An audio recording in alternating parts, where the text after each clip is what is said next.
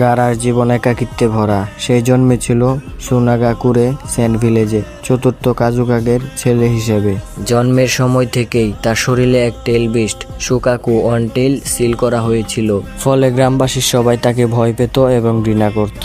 শৈশব ছিল ভয়ঙ্কর, একাকিত্বে ভরা। মা মারা যায় জন্মের সময়, আর বাবা তাকে শুধু অস্ত্র হিসেবে ব্যবহার করতে চেয়েছিল। নিজের পরিবার, নিজের গ্রাম কাউকেই পাশে পায়নি, এমনকি তার চাচা, যাকে সে সবচেয়ে কাছের ভেবেছিল, তাকেও হত্যা করতে পাঠানো হয়েছিল। তখন গারা বুঝতে পেরেছিল তাকে কেউ ভালোবাসতো না, সে ভয় আর ঘৃণার প্রতীক। এই একাকিত্বে আর ঘৃণার কারণে সে ছোটবেলায় অন্ধকারে ঢেকে যায়। সে মনে করত তার অস্তিত্ব প্রমাণ করার জন্য তাকে শুধু ধ্বংস আর হত্যা করতে হবে।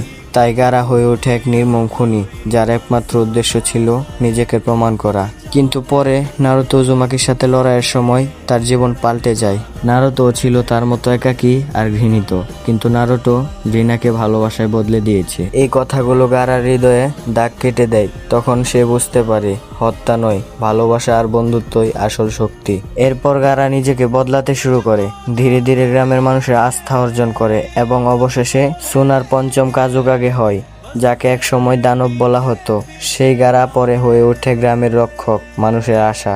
গারার জীবন কাহিনী আমাদের শিখায়, একাকিত্ব যতই গভীর হোক, পরিবর্তন সম্ভব।